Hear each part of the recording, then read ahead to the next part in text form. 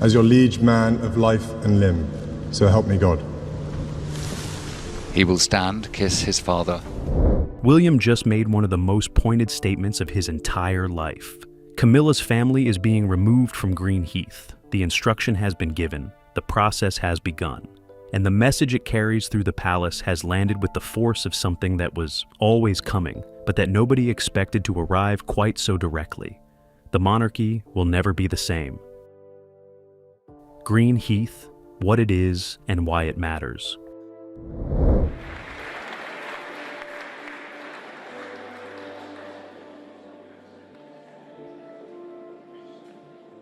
Most people have never heard of Green Heath. That is partly by design. The properties that sit at the edges of the royal orbit are not the ones that make the tourist maps or generate the documentary series. They are not Buckingham Palace or Windsor Castle or Sandringham. They do not carry the formal constitutional significance of the great royal residences. They do not appear in the official inventory of Crown Estate properties in any way that would make them visible to someone scanning the public record. But inside the world where these things matter, Green Heath is known, has been known for years, by the right people, in the particular way that properties connected to informal royal relationships are always known by the people close enough to the center of things to understand what their occupancy actually represents. And what Green Heath represents is the kind of thing that makes William's decision to end its connection to Camilla's family so significant.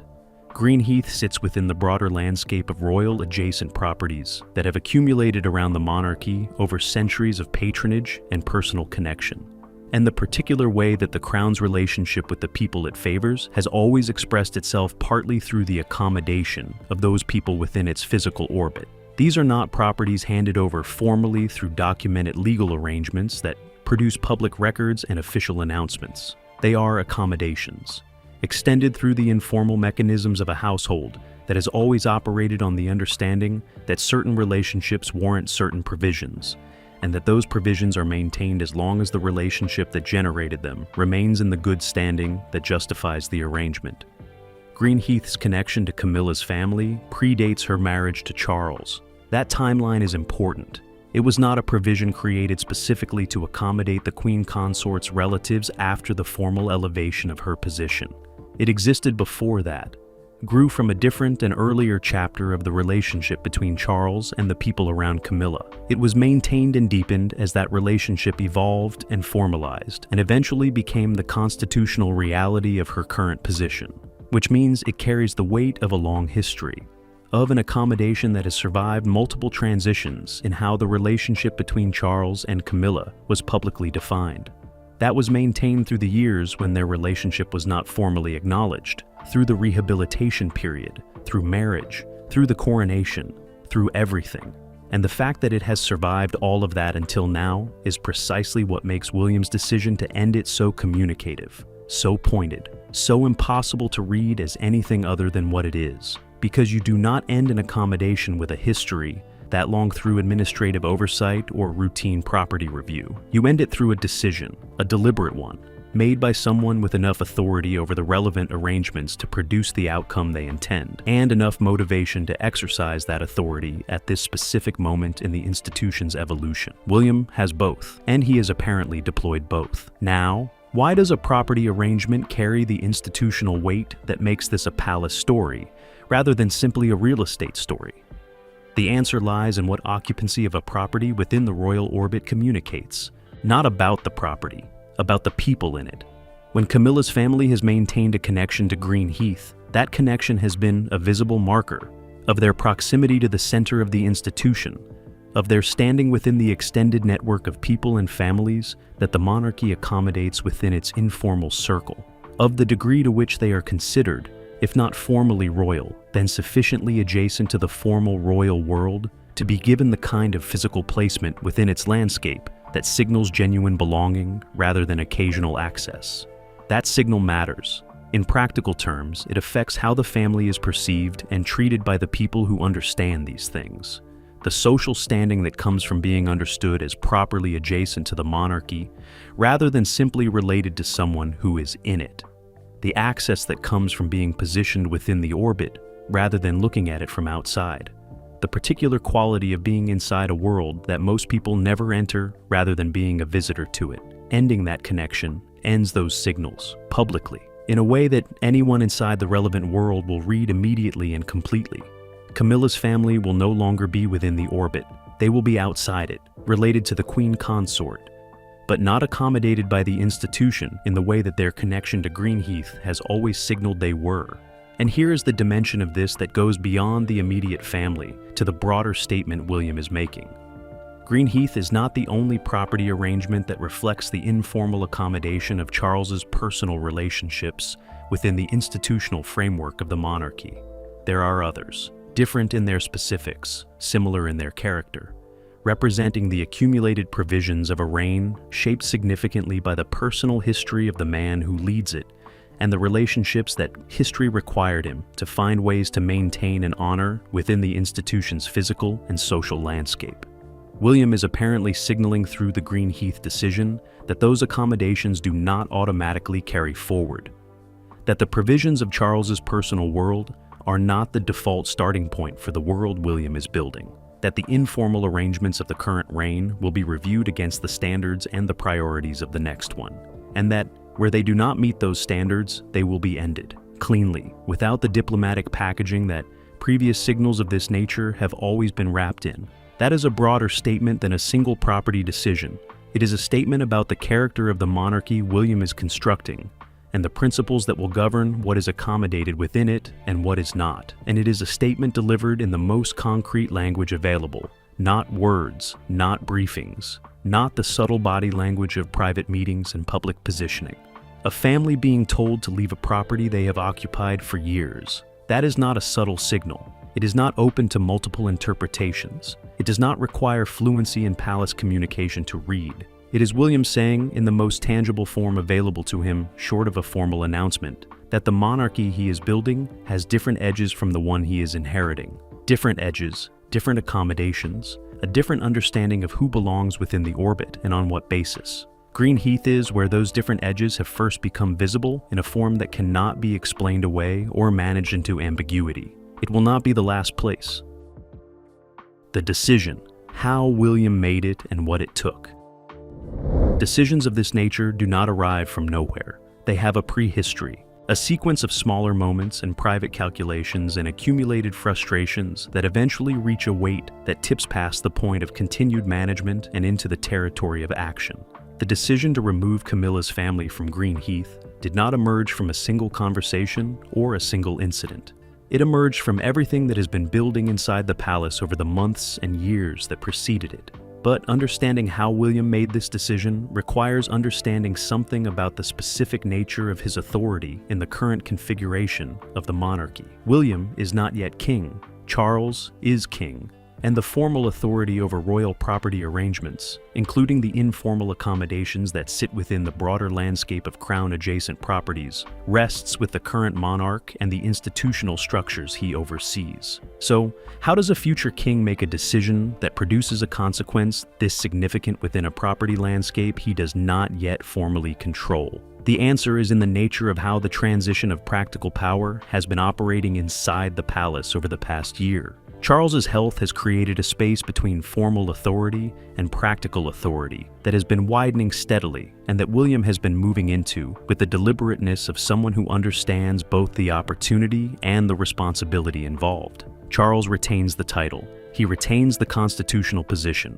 He continues to engage with his duties with the courage and the commitment that sources inside the palace consistently describe. But the operational weight of certain decisions has shifted, gradually, in ways that the formal record does not fully capture, but that the practical reality of the institution's functioning reflects increasingly clearly. William has been making decisions, not in defiance of his father's authority, not through any formal transfer of powers, but in the space that opens when a king's capacity to be actively present in every dimension of the institution's management is reduced by circumstances beyond his control. When the people around that king recognize that certain decisions require making, and that the person best positioned to make them is the one whose future they are most directly shaping. The Greenheath decision was made in that space. Sources familiar with the process describe it as following a pattern that has become more common in the current period. William identifies a matter that falls within the broad landscape of institutional management. He determines his position on it. He communicates that position through the appropriate channels, and the institution's machinery processes it in a way that produces the intended outcome without generating the kind of formal paper trail that would require official acknowledgement of the decision's origin. The specific communication of the decision to Camilla and to her family has been described by sources as consistent with the broader approach William has taken to the most sensitive institutional moves of the past months. Not a direct personal confrontation, not a formal letter or a documented instruction that creates an official record of the decision's nature. The thing simply begins to happen. The expected renewal of arrangements that have always been renewed does not occur. The communication that would normally precede the continuation of an accommodation of this type does not arrive, and in its absence, the message is received without being formally delivered. That approach is deliberate, and it serves multiple purposes simultaneously. For William, it produces the outcome he intends without creating a document that can be appealed or a formal position that must be publicly defended. For the palace, it maintains the ambiguity that the institution always prefers when managing situations of this sensitivity. And for Camilla and her family, it delivers a message that is completely clear in its substance while giving them no formal mechanism through which to challenge it. Did Camilla attempt to prevent it? Sources suggest the answer is more complicated than a simple yes or no.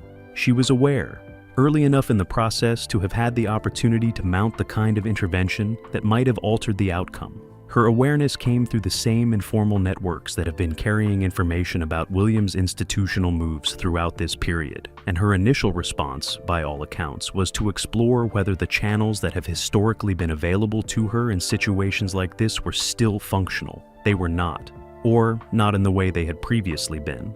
The specific path she might normally have used to address a property decision of this type runs through Charles. Through his awareness of the situation and his active intervention in the outcome, that path has been the source of Camilla's protection in previous moments of institutional friction.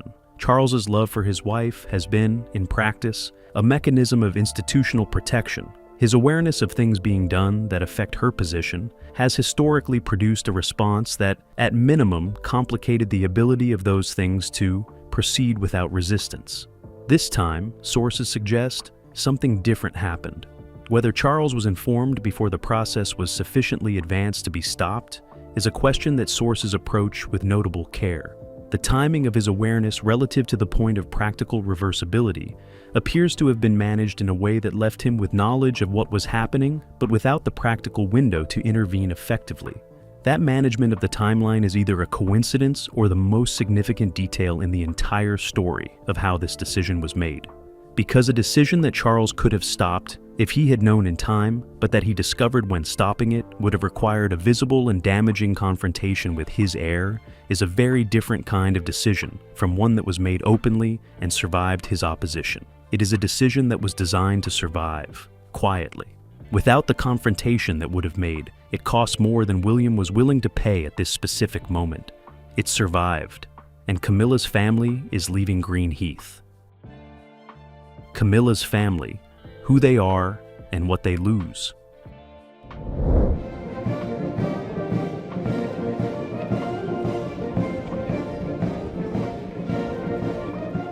To understand what is being taken away, you first have to understand what was there. Camilla's family network is not a peripheral feature of her story. It is central to it. The Shand family, the Parker Bowles connections, the extended circle of people whose lives and whose identities have been shaped, in varying degrees, by their proximity to the woman who became queen consort. These are not distant relatives who share a surname and little else. They are people whose daily reality has been colored for years by the particular quality of being understood as genuinely adjacent to the British monarchy. That quality is hard to quantify and impossible to overstate. Being adjacent to the monarchy in the meaningful sense is not about attending the occasional formal event or appearing in a photograph at the right occasion. It is about the texture of your daily life, the way people treat you in rooms, the doors that open, the calls that get returned, the invitations that arrive, the particular social standing that comes from being understood by the people who understand these things as someone who exists within the orbit rather than outside it. Camilla's family has had that texture for years, not uniformly, not in every dimension of their lives, but sufficiently and consistently enough that it has become part of how they experience themselves and how others experience them. The Shand family carries a lineage that has its own standing independent of Camilla's position. Her father, Major Bruce Shand, was a respected figure whose military record and social position gave the family a foundation that existed before Camilla's relationship with Charles began. Her brother, Mark Shand, until his death in 2014, was a prominent and independently regarded figure in his own right. The family has never been without social standing of its own, but social standing and royal adjacency are different things.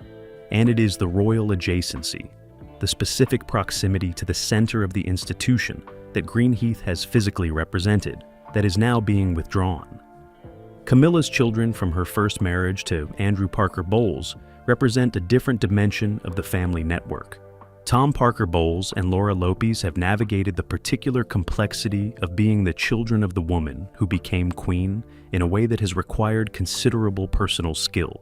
They have maintained their own lives and their own identities while carrying the weight of a family position that is genuinely without precedent in recent royal history. Their mother is Queen Consort. Their father is her first husband. Their stepfather is the king. And the institution they are adjacent to through all of these relationships is one that has never fully decided how to formalize their position within its orbit. Greenheath has been part of how that informal positioning was expressed, part of the physical landscape that communicated, without requiring any formal announcement of their status, that the family of the Queen Consort is accommodated within the royal world in a way that reflects the significance of their connection to it. Removing that accommodation does not strip them of their titles. They do not have formal royal titles to lose. It does not alter the constitutional facts of their family relationships. Those are fixed. But it alters the signal, the visible, legible signal that the institution sends about how it regards the people in question. And signals of this type, in the world these people inhabit, carry consequences that extend well beyond the symbolic. The access changes. The quality of the treatment in certain rooms changes. The assumptions that other people make about your standing relative to the institution change. Not overnight, not through any single dramatic event, but gradually and persistently in ways that accumulate into a different reality from the one that existed before the signal changed. Tom Parker Bowles has built a successful career as a food writer and television personality that is genuinely independent of his family connections. He does not need royal adjacency to sustain his professional life, but the social dimension of his existence, the particular standing he carries in the world that overlaps between media and society and the upper tier of British cultural life, is not entirely separable from the context his family position has always provided. Laura Lopez, whose profile is lower and whose life is more private, has similarly navigated a position that carries both the benefits and the complications of being who she is in relation to who her mother is. Both of them are now navigating a shift in the institutional signal that has always been part of the background of that navigation. And Camilla is watching this happen to her children. That dimension of the Greenheath decision is the one that sources suggest has landed with the greatest personal weight on her. Not the property itself, not even the broader statement about her family's standing that the removal represents. Her children, the people she protected through the years of public hostility when being associated with her, were professionally and socially complicated in ways that required them to absorb costs they did not choose, who stayed beside her through everything, who supported her through the rehabilitation and the marriage and the coronation and all the years of work that those things required, to watch William's decision land on them, to understand that the consequence of the institutional confrontation she has been involved in is being felt by the people who are not party to those confrontations and cannot protect themselves from their effects. That is the weight Camilla is carrying from this decision that no amount of formal title and constitutional position can cushion against. It is personal in the deepest possible sense, and William knew it would be, which raises a question that sits uncomfortably at the center of this story. Did he intend it to be? Charles, the king who could not stop it. There is a kind of powerlessness that is specific to people who hold formal authority, but have lost the practical capacity to exercise it fully. It is not the powerlessness of someone who has been stripped of their position, not the obvious announced, documented loss of authority that produces a formal change in status. It is quieter and in many ways harder to bear than that. It is the powerlessness of someone who still holds the title and still occupies the position, but finds in specific moments that test the practical reality of that position, that the gap between what the title implies and what can actually be done has grown wider than anyone around them will officially acknowledge. Charles is living in that gap right now, and the Green Heath decision has placed him inside it in a way that is more visible and more painful than any previous moment in the sequence of events that has been reshaping the palace's internal landscape. Let's be clear about what happened from Charles's perspective. His son has made a decision that directly affects his wife's family, a decision with personal weight and institutional significance, a decision that communicates something about the future of the monarchy that Charles has spent years building around a configuration that William is now, piece by piece, dismantling, and Charles could not stop it, not because he did not want to. Sources close to the king are consistent on this point. His private response to the Green Heath decision is not one of indifference or quiet agreement with its logic. It is one of pain, of the specific pain of a man who loves his wife and has always, at the most fundamental level of his personal identity, defined himself partly by his capacity to protect her from the forces that have worked against her. He protected her from the public hostility of the 1990s. He protected her through the institutional resistance that preceded the marriage. He managed the rehabilitation with enough skill and enough patience to produce an outcome that genuinely seemed impossible to the people watching it in its early stages. He could not protect her from this. The specific reason why is the same reason that has been making his position increasingly difficult across every dimension of the palace confrontations that have been documented over recent months.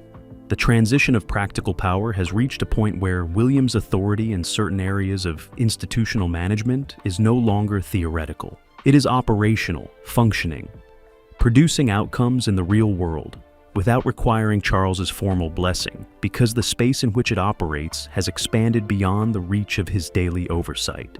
Charles's awareness of the Green Heath situation and the precise timing of that awareness relative to the point at which the decision could practically have been reversed is a detail that sources handle with considerable care. There is an unwillingness to state directly that William managed the timeline of his father's knowledge in a way that foreclosed the opportunity for effective intervention, but there is an equal unwillingness to suggest that the timing was accidental. What sources describe is a king who found himself informed of a process that was already advanced enough that reversing it would have required a visible, formal, documented confrontation with his heir. The kind of confrontation that would have produced a public story about a king using his authority to override his future king's institutional decision in order to protect his wife's family's property arrangement.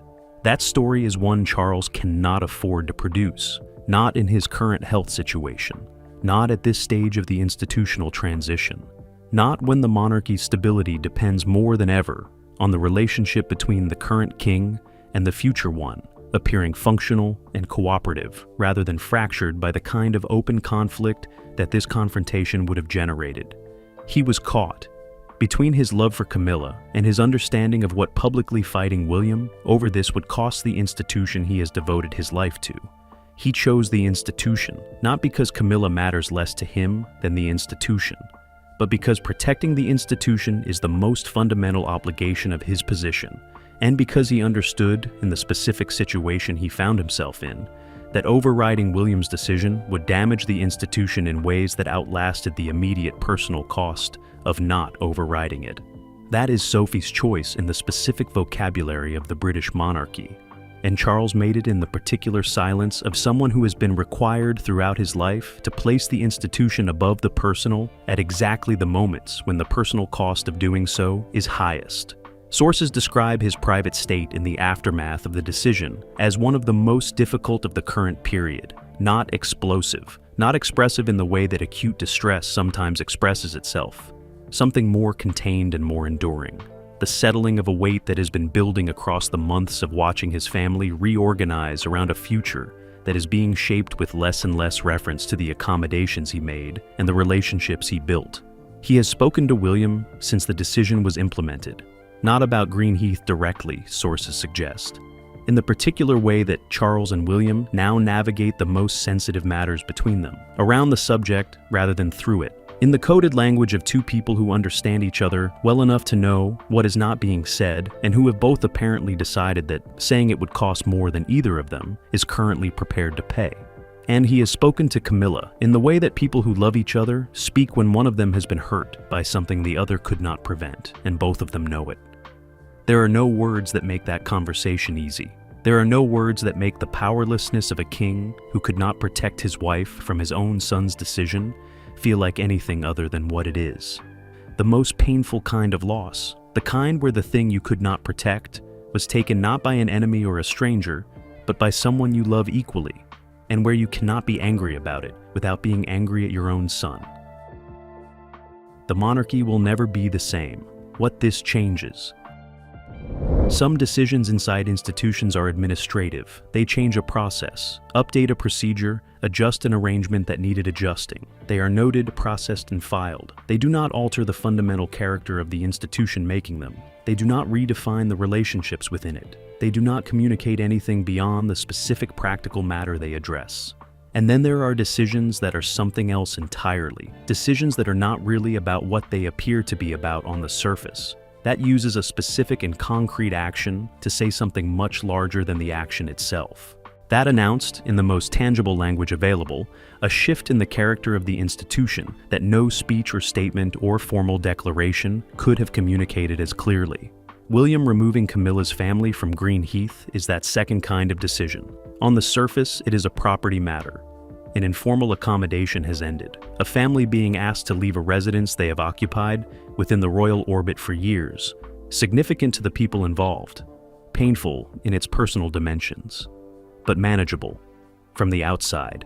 As a real estate adjustment in the landscape of crown-adjacent properties. That reading is wrong. And the people inside those walls know it is wrong, which is why the reaction to it has been what it has been. Not the muted, processed response of people absorbing an administrative decision, the particular charged silence of people who understand that what they have just witnessed is a statement about the future, about what the monarchy is becoming, about who is making it and on what terms. Here is what the Greenheath decision actually changes. It establishes, for the first time in a form that is concrete and irreversible, that the accommodations of Charles's reign are not the default starting point for William's, that the personal provisions of the current king do not carry forward automatically into the next reign simply by virtue of their existence. William is reviewing the inherited landscape of informal arrangements and relationships and accommodations with his own set of standards and his own understanding of what the institution should and should not be providing for and on whose behalf. That principle established through the Greenheath decision has implications that extend far beyond this specific property and this specific family. There are other arrangements within the royal orbit that were created by the personal history of Charles's reign. Other accommodations that reflect the particular character of the man who has led this institution and the relationships he has needed the institution to make space for. Other provisions that exist because Charles required them and that have been maintained without examination for the same reason. All of them are now, in the light of what William has just done, potentially subject to the same review, the same standard, the same question. Does this arrangement reflect the priorities of the monarchy being built? Or does it reflect only the personal requirements of the reign being concluded? That question, applied systematically and with William's apparent willingness to act on the answers regardless of their personal cost, could produce a landscape of changes to the informal architecture of the monarchy that the current institutional picture gives no sense of. Greenheath is the first visible example. It will not be the last. For Camilla, the full weight of what this changes is not yet fully visible. The formal dimensions of her position remain intact. The title, the protocol, the constitutional standing of the Queen Consort's role. None of that has been touched by this decision, and none of it will be touched by the formal mechanisms available to William in the current configuration, where Charles is still king. But formal standing and practical reality are, as we have been documenting throughout this story, two different things. and the practical reality of Camilla's position inside the monarchy is being redefined, decision by decision, property by property, arrangement by arrangement, in a process that has no official announcement and no formal acknowledgement, but that is producing real and permanent changes to the landscape she inhabits. The question of what Camilla's life inside the institution looks like in 5 years, at 10, in the full reality of a reign where William is king and Catherine is queen, and the accommodations of Charles's personal history are no longer the operating framework. That question now has a clearer answer than it did before Green Heath. The answer is smaller than she planned for. For the monarchy itself, what this changes is subtler and in some ways more significant than the immediate family dynamics suggest. An institution that can reorganize itself around its future, while the previous configuration is still formally in place, is an institution of considerable practical resilience. The clean transition of power that monarchies historically struggle with, where the habits and the relationships and the informal power structures of one reign persist into the next, through inertia and sentiment and the difficulty of changing things that have always been a certain way, is not happening here. William is not waiting. He is not inheriting and then reshaping.